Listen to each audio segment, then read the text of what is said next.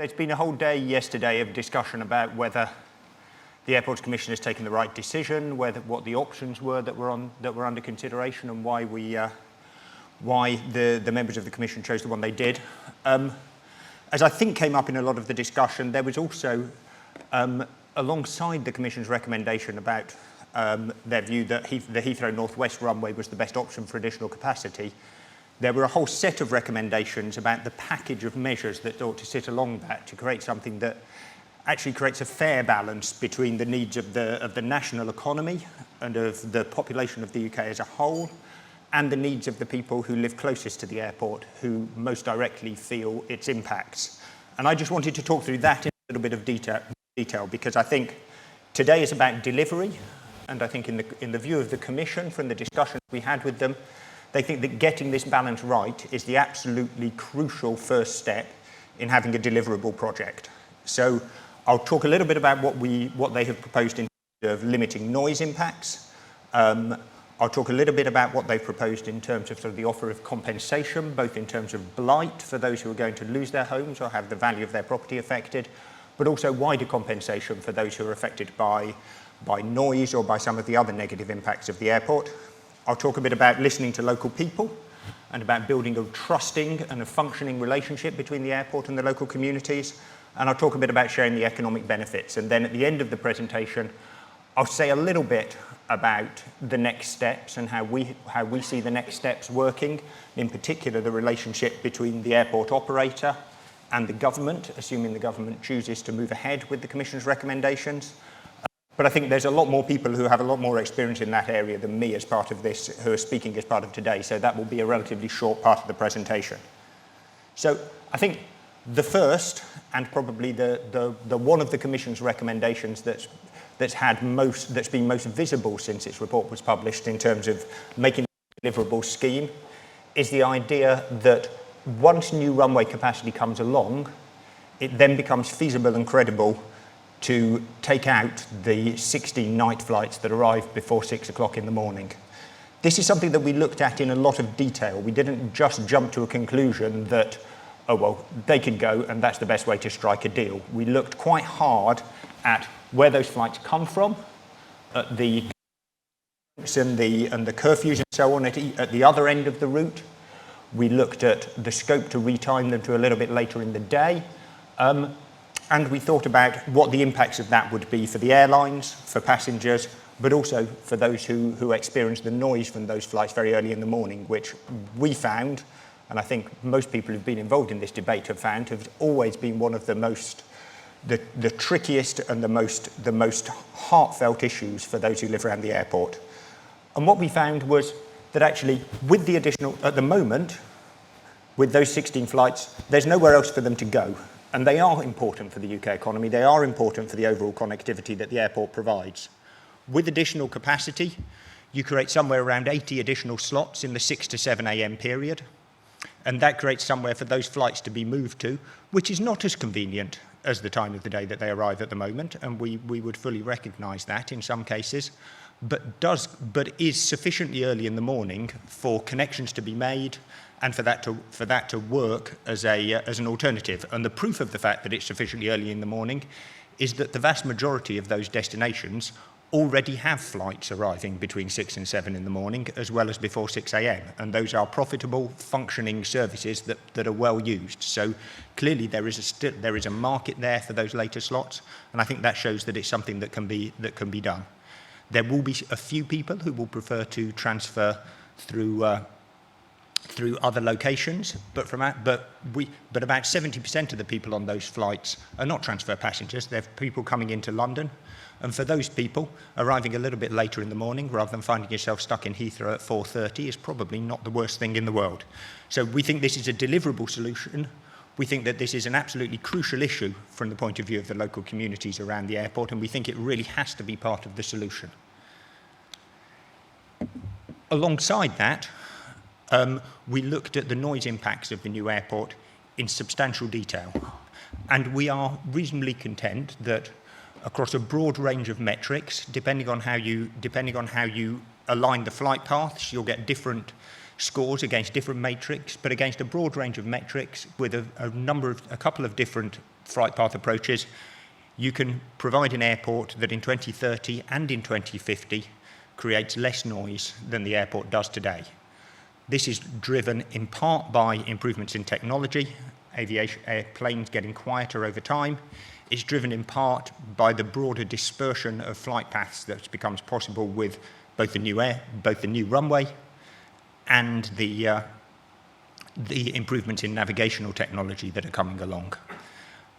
It's one thing, however, to say you can have a quieter airport. I think if the local communities are to have some confidence in that, then there needs to be some kind of legal framework to ensure that that's going to be the case. And that's the second part of what we've proposed.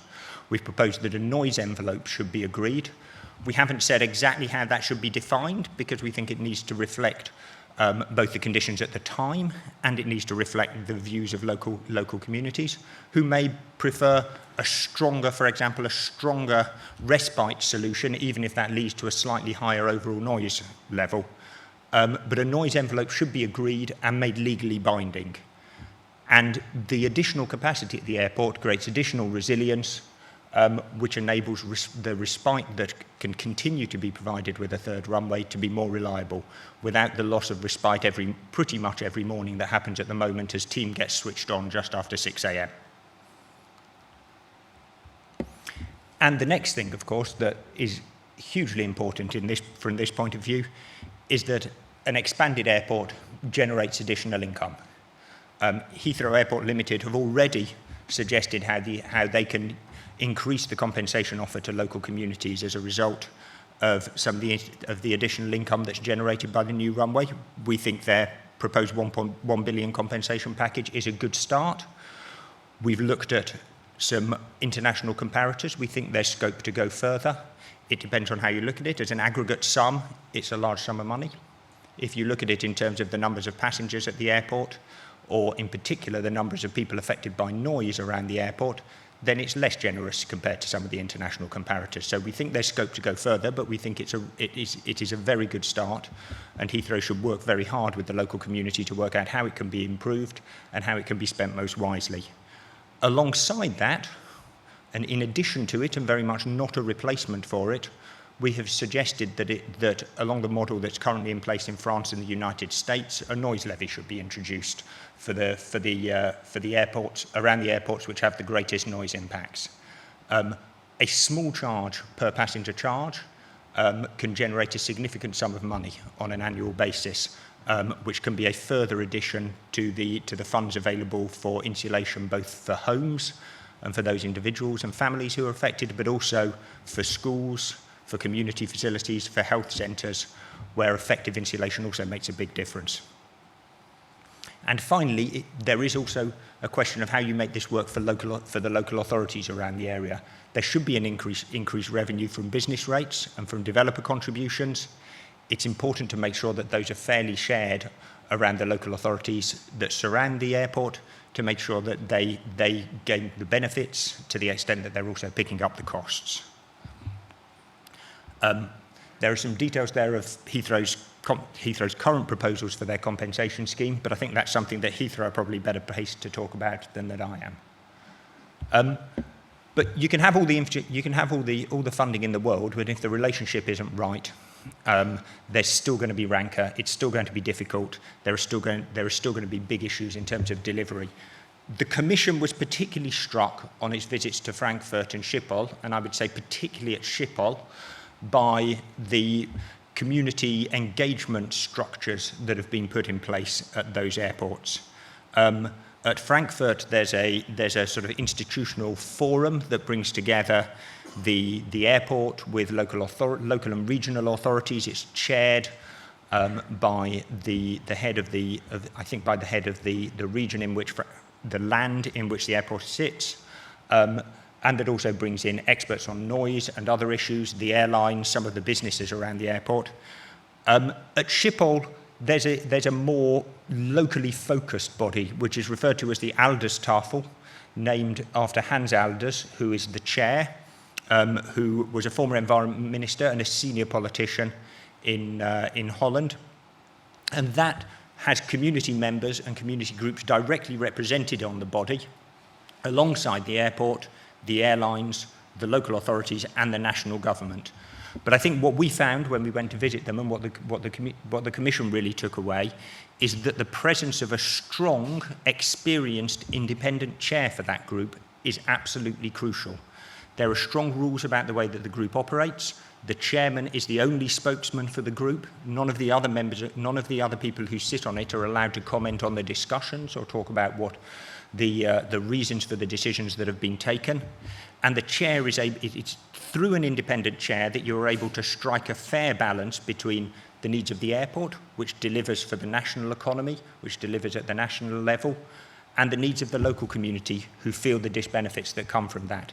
The local community, quite rightly, will always push for more compensation, for more stringent restrictions on operation. The airport, unsurprisingly, will always push in the other direction, and it's having someone who is genuinely independent, who is experienced, and who is able to hold those groups directly to account that makes the ALDA staff will work.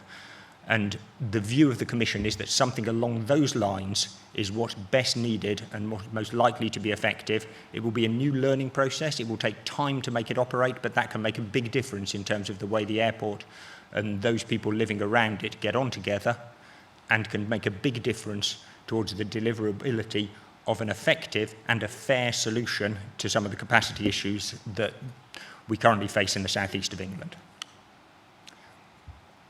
There is, and this has had a fair amount of coverage recently, particularly due to the recent Supreme Court decision that came out just before the election, as most people know, an air quality issue in the area around Heathrow. The Commission looked at this in some detail. We did a mass emissions assessment as part of our original consultation, and then supplemented that with some further consultation on a more detailed piece of dispersion modelling. We looked at a wide road network, wider than has generally been looked at in the past, particularly because the background emissions in respect of road traffic are one of the key issues that are faced.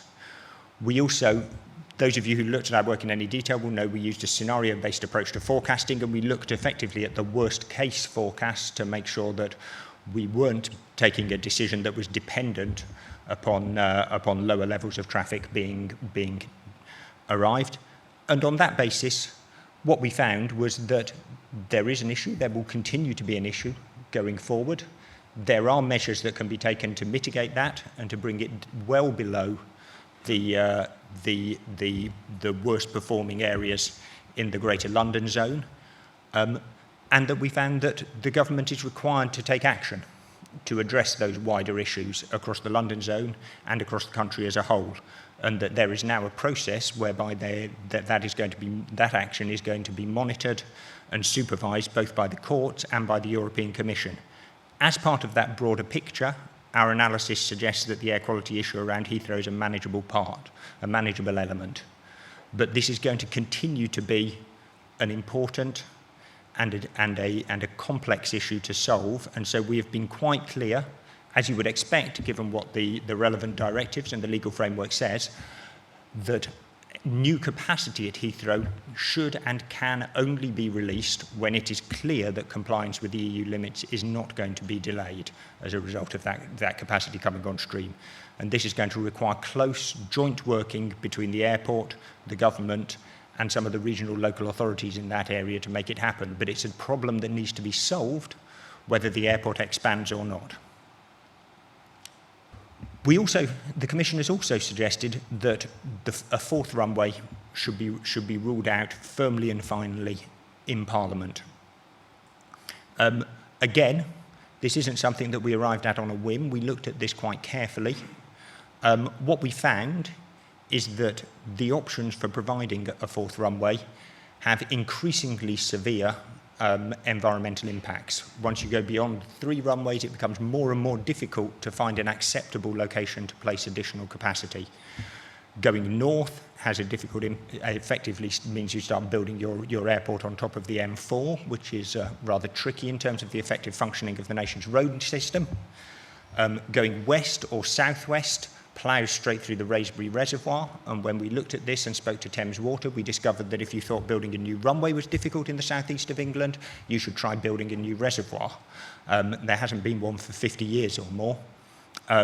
and also that reservoir forms part of a protected habitat, or is linked to a protected habitat, which would cause significant problems in terms of the wildlife and biodiversity impacts. And then finally, going south, starts to plough straight through the communities directly to the south of the airport, with significant housing loss impacts, very high costs as a result, and a very big noise footprint. So first of all, a fourth runway is very difficult to deliver in practical and environmental terms. But even if you were going to deliver it, you want to make sure that you were getting a very significant bang for your buck. The next thing that we found is that actually you don't get much bang for your buck at all. Having spoken to NATS, their strong view is that the most you can really fit into a single location in an area with airspace as complex as the London system is about 800,000 ATMs. The third runway has already provided 740,000 ATMs, so you're looking at a very small increment for a very high cost. And on that basis, we don't think that there is either an environmental case or an economic or operational case for a fourth runway. If that's true, why do you then need to take action to rule it out? I think because it's quite clear that people will have greater confidence in something that has legal force. Heathrow Airport Limited and its predecessors have made commitments previously about not taking forward further development, and the local communities feel very strongly that those haven't been kept to. And we see that with the current plans to develop a third runway compared to statements that were made at the time of the Terminal 5 inquiry. On the other hand, there was a legal agreement in place around Gatwick that no further runway expansion would be permissible before 2019, and that stuck very firmly. So in our view, there isn't a good case for a fourth runway. We don't think anyone would see a reason to take it forward, but we think that to provide confidence and certainty that that would be the case, then the government should take the firmest action that we can, and we think a decision in Parliament is the strongest way to provide that certainty. I've been talking so far about all of the problems for the local communities around Heathrow. Expansion also provides opportunities for them, and it's important not to forget that that's the case. There would be significant benefits in terms of increased employment and the economic opportunities that run alongside that. We think those benefits can be quite widespread. The strong transport links available around the airport, particularly with Crossrail coming along, mean that the employment opportunities available there will be accessible from areas across London, including the major growth areas to the east of the city. But there are questions about the social impacts that come with a growing workforce and a growing number of jobs. Actually, the workforce growth in the area around Heathrow, that graph is slightly incorrect. It says forecast population growth. That's actually forecast workforce growth. The workforce growth in the areas around Heathrow significantly outweighs the number of jobs created, so it's likely that a large number of those jobs could go to people already living in the local area. Combine that with the strong transport links, and we think the impacts in terms of housing, particularly given population growth that's already forecast, would be manageable. The key is to make sure that local people are able to access those jobs. Some of the people who will be looking for employment at the point at which the new runway opens are at school at the moment or at college. So training and apprenticeships are going to be absolutely crucial. And we know that's something that Heathrow Airport Limited are looking at already. It will be absolutely vital to make sure that that's pushed forward with energy and certainty. And finally, it's important not to forget what can be done to make sure that that a new runway at Heathrow has benefits across the country as a whole. Up to now, the UK government has tended to interpret the public service obligation rules as suggesting that they should only be applied to links between one region and another region. So if you can get a link to a London airport, then that is equivalent to getting a link to any other London airport. That's not the same approach that's taken by all countries in Europe. We've looked carefully at the legal framework surrounding public service obligations, and we are content that it's legally permissible for the government to alter its guidance to allow those to be introduced on an airport-by-airport basis. And if it does so, we think it should then use public service obligations to support a widespread network of domestic routes at the expanded airport. The single biggest issue, we would say, for domestic connectivity into Heathrow is not a lack of public service obligations, it's a lack of capacity. I should be quite clear. And so you will get benefits, we think, from expanding capacity at the airport in terms of by making slots available for new domestic routes.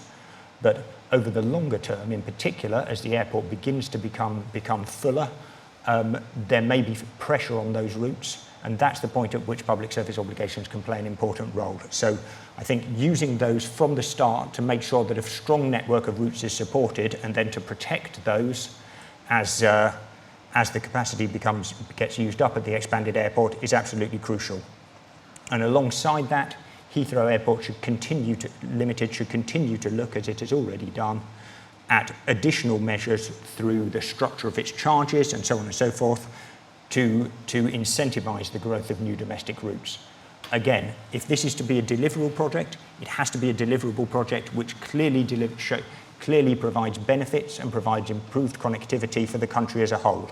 Something that is simply about providing extra capacity for those who live in London is not going to get through the planning system anywhere near as easily. And this is a strong way of making sure that happens. So that was a quick run through the package of measures that we've put in place. As the Commission and indeed the Secretariat team that I head off into the sunset, it's now up to the government to take a decision on the basis of our recommendations. I know the Commission hope that they will take one reasonably quickly, but equally we recognise that we've produced a substantial amount of material. It is quite right that an elected government can't delegate the responsibility to take a decision on issues of this importance. We can make recommendations, but it's crucial that the government reviews the basis on which we've taken those recommendations thoroughly and properly before reaching its final decision. But if it does decide, as we hope it will, to implement the recommendations that the Commission has made, it is going to require very effective cooperation between national and local government, the airport operator, the CAA, and a whole range of delivery bodies to make sure that it happens in a timely fashion and that it happens in a way that strikes the right balance between, as I've said before, between national, local and regional interests. One of the issues that's been discussed at length, possibly at more length than is useful at this stage, is what the correct planning route would be. Actually, in our view, there are different processes associated with an NPS route, a National Policy Statement route, or a hybrid bill, where planning powers are sought through legislation.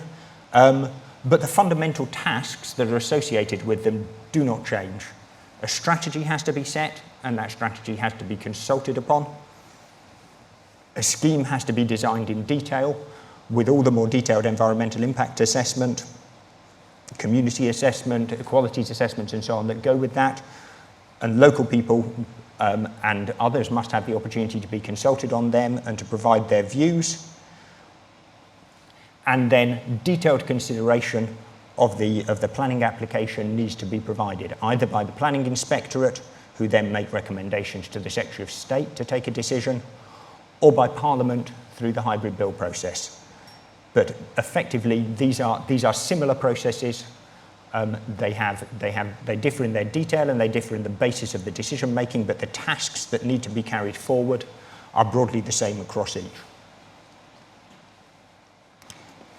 And on that basis, the Commission has made, this is a rather wordy slide, I apologise, but it's all in the back of our report for those who want to read it, a number of recommendations on what the next steps should be in terms of taking this forward, in terms of giving proper consideration to our work, and in terms of delivering it in an efficient fashion. The first of which is a timely decision by government, a thorough consideration of the work that we have done, and then as quick a decision as can be made. The second is clarity between the roles and responsibilities of all parties. Each side needs to know what it's responsible for, what the timescales for that are, and how it will work. There will need to be difficult negotiation, but those negotiations shouldn't be prolonged to the point where they delay progress. I would say a lot of the things that we have suggested in terms of the package of accompanying measures may be unwelcome to the airport and to the airlines that use it, but we're quite clear that if measures of that type and of that scale are not put in place, this is unlikely to be a deliverable project. So that is what will be required, and the airport may have to make more concessions than it would wish. The CAA will need to make sure that a stable and predictable economic regulatory environment is in place. They've already begun that through the consultations that they've carried out while the Commission process is going on. They will need to move forward with that work quickly. The government will need to keep an eye on the ongoing financial situation, but under current market conditions, we don't believe that any direct government support or provision of guarantees was likely to be required to make the project happen. But a dedicated body may be needed that can ensure that all of those who have an interest in this proposal pull together and that solutions are found rather than discussion and negotiation dominating. There may be a case for a paving bill at an early stage or a motion in Parliament to seek to provide a parliamentary mandate for this project. The need for that is probably stronger if you follow the hybrid bill route, but in either case, it could provide a useful mandate and demonstrate clearly whether or not Parliament supports this. A decision on planning route, as I've mentioned, will be required, but I think that's something for discussion between the airport and government. Agreeing surface transport improvements needs to be taken forward in a quick way, and absolutely crucial is moving forward with the LAMP project and ensuring that the necessary airspace changes are made and are taken forward efficiently. Without improved airspace management, as should be provided by the LAMP project, this scheme is unlikely to deliver the level of capacity that we have estimated that can be provided. And then finally, and I know this is a big part of the discussion today, however quickly we move, this is a major infrastructure project. This is a decade's work to get this built and to get it off the ground. So the need to make best use of existing infrastructure will remain. This will mean opportunities for airports across the country, and it will also mean progress with regard to the recommendations that the Commission made in its interim report about ensuring that the nation's airport system can operate as effectively as possible over the period before new capacity gets brought into service. I hope that was a useful run through the work that we have done. You talked a lot about conditions. It was a big part of the report. How keen do you think Heathrow are to meet those conditions? I would imagine Heathrow are, on the basis of the work that we've done, our engagement with them, I'd say Heathrow's relationship with the local communities has in many ways improved over the last couple of years, and I think they appreciate the importance of developing effective working relationships with local communities. On the other hand, expansion is not something that a lot of those who are those who are active in the action groups and so on are something that they've been asking for. It's something that had previously been ruled out at the time of the Terminal 5 inquiry. So there is a need to build trust and to rebuild trust and to show that there are concessions to be made to ensure that this strikes a fair balance. I'm pretty sure those who work for Heathrow Airport Limited are quite clear that expansion needs to have conditions attached to it. I am equally pretty certain that some of the conditions that we have proposed are ones that they would prefer not to attach to it, and ones that they would prefer we hadn't put on the table. I think that you can't underestimate the importance of striking a fair balance here. This is an issue that's been on the table, and as we all know, as I think you talked about a lot yesterday, for decades. An additional runway has been proposed at Heathrow before. It's either never even got as far as the planning system, or it's been withdrawn before the planning process has got very far through. It's politically contentious, and actually I think unless significant concessions are made, and the types of conditions that we have proposed, and I would say the package that we have proposed in its entirety is a fair and a sensible one, are attached to this, it's probably going to get bogged down in the same debate again. So I think, to my mind, I think Heathrow Airport Limited are going to have to be prepared to do some things that they find uncomfortable, and they're going to have to take a hit in some areas that they wouldn't wish to take a hit if this is to be delivered. But I think if you can deliver it in a way which strikes that fair balance, then it's something that will deliver very significant benefits for the country, and is something that's worth doing and worth taking forward. Because the fourth runway, for example, was something that came up a lot when I was, walking around the different areas around Heathrow.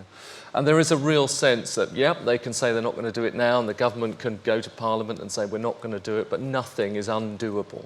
Because in theory, it's going to be full by 2030, and aren't we going to be in exactly the same boat? And someone like you will then analyse all the options again, and you'll say, well, economically, clearly you've got to go for Heathrow again, and we go in a circle. Well, I would come back with 2 points on that. The first is, going back exactly to what we said in our presentation, you don't get very much extra capacity for a fourth runway. There isn't, you can't, it's a, I'm trying to remember the right cliche, but I've forgotten it.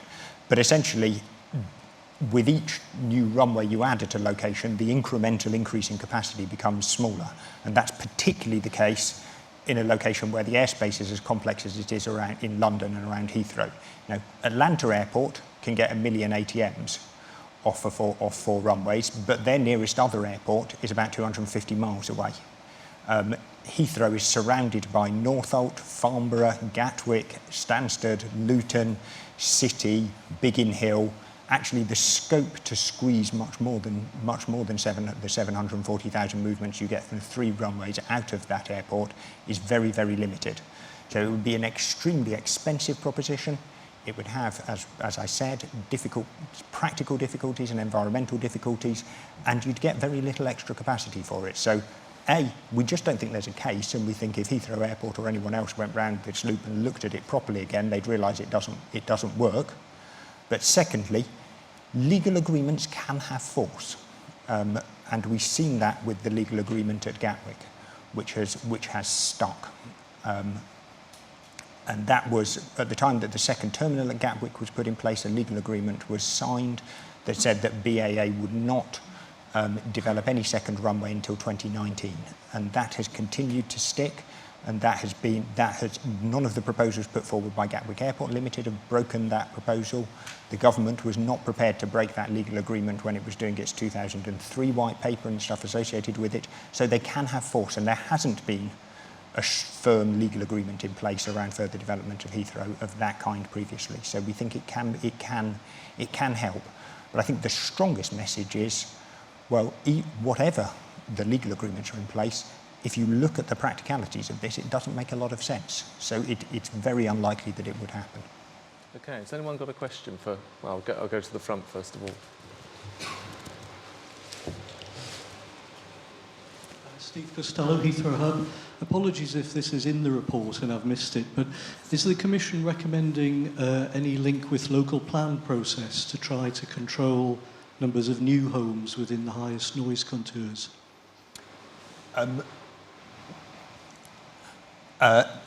Yes, it's in the report slightly tangentially.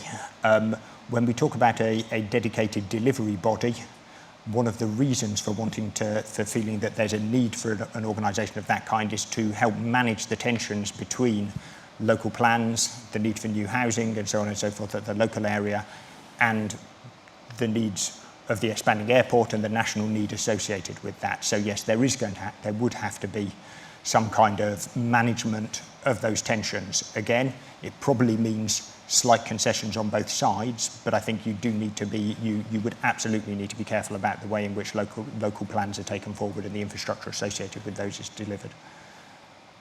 Okay, yes, sorry. Sorry, Brian Ross, Stop Stansted Expansion. Phil, you didn't mention carbon impacts of the runway at Heathrow, but I see in the report that you envisage you talk about a carbon price of £330 per tonne in order to keep aviation growth within the cap. What impact does that have on airfares, and how does that work itself through into airfares? It would clearly push airfares up. I don't have the exact numbers, but I do remember that when we looked at this as part of our interim report, I think the impact of the high carbon price associated with the carbon cap then was about £50 on a long haul fare and significantly less on a short haul fare. But clearly it would push airfares up. In many ways, the purpose of doing it is to push airfares up so that you manage demand to keep within the limits the limits that are proposed through the CCC's planning assumption. But what we see is that even with airfares pushed up to that degree, and it's important to note, you would need to push airfares up to a certain extent in a similar way, even without expansion, to keep within the planning assumption. But even with airfares pushed up to that degree, the demand for air travel, particularly within the system in the southeast, which reflects partly a greater propensity to fly in the London southeast system, but also the fact that it's the airports in the London and southeast system that provide certain elements of the connectivity that the nation needs that can't be provided by elsewhere in the country. So the level of demand, even with airfares pushed up to that degree, is sufficiently high to require additional capacity to meet it. So we completely accept that if you're using price as a mechanism to achieve the CCC's planning assumption, the impact on airfares is not unmanageable, but it would be significant and noticeable. But even with that impact on airfares, the need for new capacity, the Commission believes, remains in place. Okay, should I go to a far side of the room just to prove that I don't just do people who are in my eye line? Okay, this chap here. Oh. Sure. Thank you. Hugh Thomas, Foster & Partners. Phil, you talk about consulting with the local community, and all the rhetoric seems to be about the immediate community around the airport fence. How do you see the voices of people who live further afield, who are still woken, their children are woken at 6 o'clock in the morning, and the night flight ban? How do you see their voice being heard? And if I may, a second question. You clearly spent a lot of time thinking about a fourth runway at Heathrow and what the impact of that would be and the need for it and the practicalities. But you haven't suggested where an answer may be, where another runway may go. Have you thought far enough ahead? Are you confident that you've thought far enough into the future? Thank you. I would say, in respect of the second question, I think, yes, the Commission is confident that it's thought far enough in the future, and I think, personally, I agree with them. I think we are quite clear that there are a lot of possible further locations for expansion, but we don't think that now is the right time to take a decision on that. And indeed, we think there's a risk that it would be a premature decision if you did. And one of the things that has come out most strongly through the work that we have done is that the aviation system is in a state of fairly constant evolution and change as new technologies come on stream, as new business models come into place. We're seeing that at the moment through the rise of the Middle Eastern carriers. We're just seeing the 787s and the A350s come on stream at the moment. Those are mainly being bought by hub carriers, but not entirely being bought by hub carriers. We don't know the impact that they will have in terms of whether low-cost long-haul becomes viable, but equally the impact that they have in terms of the degree to which they can augment and change the nature of some of the hub networks that are provided, and whether the specialisms that we see currently from the European hubs, the Middle Eastern hubs, the Far Eastern hubs, the American hubs are going to change. So I think in the Commission's view, you need to take a decision now if you're going to have your first new runway in place by the late 2020s. You don't need to take a decision now if you're going to have a second new runway provided by 2040, 2045, 2050. There's time to see how those developments are going to play out, how the forecasts are going to change, how the economy is going to develop. And it may be that hub capacity, we've identified a particular issue in respect of sort of so-called hub capacity this time round, which led us to the view that in the end that Heathrow was the right option. That may not be the issue. 10 years further down the line. And I think to rush to judgment at this stage would be likely to have been premature. In terms of the second question, I don't have a specific answer, but I completely agree that you can't. It's important not to assume that a noise contour defines the boundary of where the impacts of the airport are felt. A noise contour is a useful metric for assessing how the noise impacts of different schemes or different flight paths compare with each other, but it doesn't define the point at which the impacts of the airport are and aren't felt. They continue to be felt further out, and equally there are plenty of people within the noise contour who are less sensitive to these issues and who don't feel noise to be as big a deal. So I don't have a solution. We haven't designed a community engagement forum in detail, but I think making sure that it provides a structure by which the needs of those further away from the airport are represented, as well as those who live in the villages and the parts of London closest to, is going to be very important. How big an issue is trust? How big a barrier? Because I was in a pub around Heathrow recently, just for research, obviously, and what everyone was saying to me, or someone came over to the bar to sort of say to me was, well, they built Terminal 4, they said no more terminals. Just give us that one, no more terminals. We get Terminal 5. But they built Terminal 5, they said no more runways. It'll be absolutely fine. We now get a third runway, potentially. The feeling is that new management come in, new politicians come in, new commissions are set up, and everything slips. You talk about Gatwick sticking, and it did stick, but only until now. Potentially they could have had a second runway. So it only sticks for so long, doesn't it? Trust is absolutely crucial. And yes, I mean, we ran public engagement sessions, we ran big public events where the Commission could hear what people had to say at first hand, and it is absolutely clear that trust is a crucial issue. This is something that the airport, the government, are going to have to work on over a long period to make sure that as they make commitments, those commitments are things that they stick to if that trust is going to be rebuilt. And I would venture that an absolutely key part of that is showing that the airport can deliver benefits for local communities as much as it can deliver negative impacts. The more that people feel that the balance is being struck whereby they are gaining something from this process as well as losing something, for some people that's going to be something as obvious and clear as a job, or a job for someone that they know or a member of their family. For other people it may be about actually showing that the compensation and the mitigation arrangements are not just mildly, slightly offsetting something that people feel strongly about, a problem that people feel strongly about, but are actually fundamentally making their lives better. And if the airport can help get itself towards that position, can show that there are real benefits from this as well as downsides for people locally, then it may be possible for trust to be rebuilt. But it's not going to happen overnight. It's going to be a long, slow process driven forward particularly by the airport, but requiring the support of government and others as well. Philip, thank you very much for coming along this morning, getting off to a good start. Thank you very much.